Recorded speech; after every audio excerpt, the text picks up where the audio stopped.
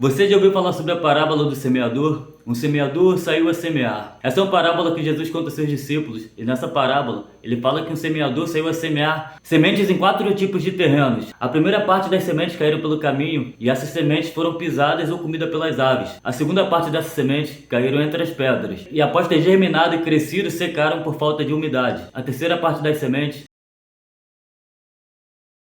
e os espinhos cresceram com as sementes e as sufocaram. E a quarta parte das sementes caíram em terreno fértil. E as sementes que foram jogadas em terra boa cresceram e deram frutos. Essas sementes que foram semeadas é a palavra de Deus. E os terrenos que foram semeados é o coração humano. Nesse vídeo eu vou falar sobre as sementes que caíram no terreno espinhoso. Isso tem a ver com o fato de você ainda não ter amadurecido espiritualmente. Eu sou o Daniel Botelho e estamos começando mais um vídeo do canal Discípulos.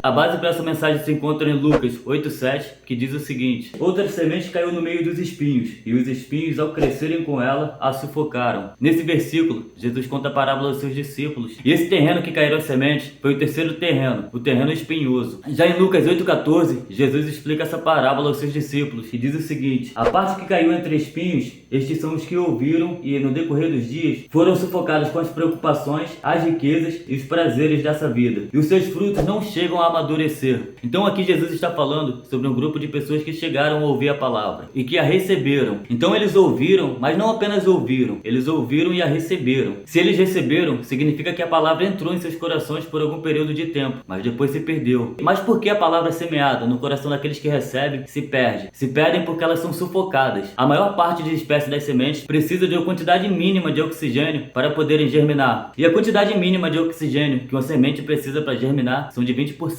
Essa é a quantidade de oxigênio que é encontrada na nossa atmosfera. E uma quantidade abaixo desses 20% provavelmente vai fazer com que a semente não germine. Então, para uma semente germinar, biologicamente falando, ela precisa de 20% de oxigênio. E poderíamos fazer um paralelo desse oxigênio como sendo o fôlego do espírito. É como se para que essa semente pudesse germinar, ela precisasse apenas de um pouco do fôlego do espírito. É o mesmo que dizer que para que a palavra de Deus gere vida nos nossos corações, é necessário de apenas 20% do fôlego do espírito. Então, se as sementes precisam de apenas 20% de oxigênio para poder germinar, significa que essas sementes que caíram em terreno espinhoso não receberam a oxigenação necessária para poder florescer. E essas sementes lançadas em terreno espinhoso, elas não crescem porque são sufocadas pelos espinhos. E sufocar é o mesmo que asfixiar, que abafar, que oprimir e que reprimir. Então essas sementes, elas foram asfixiadas, foram abafadas, foram oprimidas, foram reprimidas. É como se elas quisessem respirar, como se elas quisessem crescer para gerar fruto, mas são impedidas por causa dos espinhos. Mas que espinhos são esses que sufocam as sementes e impedem que elas cresçam? O primeiro espinho que sufoca as sementes são as preocupações dessa vida. E o que é uma preocupação? Uma preocupação é um estado de espírito ocupado por uma ideia fixa a ponto de não prestar atenção em mais nada. Então uma preocupação é aquilo que toma todo o seu foco, que toma toda a sua atenção. Nesse caso, a preocupação pode ser por medo do futuro, preocupação com problemas de trabalho, preocupação com problemas pessoais. Qualquer tipo de problema que toma sua atenção se torna uma preocupação. Em 2 Coríntios 11:28, o apóstolo Paulo escreve o seguinte: além disso, enfrento diariamente uma pressão interior, a saber, a minha preocupação com todas as igrejas. Então até o apóstolo Paulo passava por preocupações. Isso significa que a preocupação em si, ela não é o problema, porque faz parte da vida humana a gente se preocupar. O problema está quando essas preocupações tomam toda a nossa atenção ao ponto de nos sufocar. Em Filipenses 4:6, o apóstolo Paulo nos orienta a lançar sobre Deus todas as nossas ansiedades, todas as nossas preocupações, porque é Ele quem tem cuidado de nós. Então se as preocupações dessa vida têm te pedido de crescer espiritualmente e de frutificar, começa a apresentar diante de Deus todos esses problemas, todas essas ansiedades, porque automaticamente você vai tirando tudo aquilo do seu interior, e quanto mais você coloca tudo isso diante de Deus, mais leve você fica, menos preocupado você fica, menos ansioso você anda, e a partir daí você começa a crescer espiritualmente, você começa a gerar frutos. E o segundo espinho que sufocam as sementes são as riquezas desse mundo. Nós vivemos em um tempo onde somos bombardeados o tempo todo por anúncios de como ficar milionário antes dos 20, como ficar milionário antes dos 30. E quando você olha para esse padrão de vida que é apresentado na internet, que é apresentado no Instagram, de pessoas esbanjando carrões, esbanjando mansões, viagens pelo mundo, corre um grande risco de ficar fascinado e ser iludido por esse estilo de vida. Não que seja errado você correr atrás do seu, planejar o seu futuro e procurar dar uma vida confortável para sua família. O erro está em você ficar fascinado por isso, você dedicar toda a vida a isso, direcionar todo o seu foco e sua atenção para esse único objetivo. Nisso está o erro. Você só pensar em preciso ficar rico, preciso fazer dinheiro, dinheiro. Isso que está errado. Em 1 Timóteo 6,9, Paulo escreve o seguinte a respeito das riquezas: mas os que querem ficar ricos caem em tentação, em armadilhas e muitos desejos insensatos e nocivos, que levam as pessoas a se afundar na ruína e na perdição. Então Paulo afirma que aquele que deseja ficar rico cai em tentação. E um dos motivos de você não crescer espiritualmente e não frutificar é porque seu coração está obstinado a construir tesouros aqui, a construir riquezas aqui nesse mundo. Em Mateus 6,19, Jesus nos instrui a construir tesouros no céu, onde a traça e a ferrugem não corrói e onde o ladrão não rouba. E você só vai crescer espiritualmente e só vai começar a frutificar a partir do momento que você tirar o seu foco das coisas que são terrenas e passageiras e começar a focar nas coisas que são eternas, nas coisas que permanecerão para sempre. A partir do momento que você desarraigar o seu coração das coisas desse mundo e começar a focar nas coisas do céu, nas coisas que são eternas, automaticamente você começa a amadurecer espiritualmente e, consequentemente, você começa a gerar frutos. E o terceiro espinho que sufoca as sementes e impedem que elas germinem são os prazeres dessa vida. E o que é o prazer? Uma das definições da palavra prazer é uma sensação ou emoção agradável, ligada à satisfação de uma vontade, uma necessidade, do exercício harmonioso das atividades vitais, alegria, contentamento, júbilo, satisfação. Então o prazer, ele está relacionado a uma sensação agradável. E sentimos prazer quando satisfazemos alguma vontade ou alguma necessidade nossa. E quando satisfazemos essa vontade, gera o sentimento de alegria, gera o sentimento de satisfação no nosso interior. Sentimos prazer quando a gente consegue alcançar alguma meta estipulada. Por exemplo, você se propôs a ler um livro em um determinado tempo. E quando você consegue cumprir essa meta, você sente prazer nisso, você fica satisfeito com isso. Nós sentimos prazer quando nós comemos nosso prato preferido. Nós sentimos prazer quando praticamos uma atividade que nós gostamos muito, um hobby, por exemplo. Então todas essas são formas de prazer. E a gente aprende com isso que o prazer em si não é algo ruim. Mas quando Jesus fala que por causa dos prazeres dessa vida, você não amadurece, Jesus está falando especificamente da compulsão pelo prazer, do desejo incontrolável por prazer. Mas esse prazer e essa compulsão está muito mais ligado aos prazeres sexuais, aos prazeres da carne, aos vícios e todas essas formas de prazer compulsiva e que são contrárias à palavra de Deus. Elas te impedem de crescer espiritualmente e, como consequência, te impedem de frutificar. Em Salmos capítulo 1, versículos 1 e 2, está escrito o seguinte: bem-aventurado é aquele que não anda segundo o conselho dos ímpios, não se detém no caminho dos pecadores, nem se assenta na roda dos escarnecedores.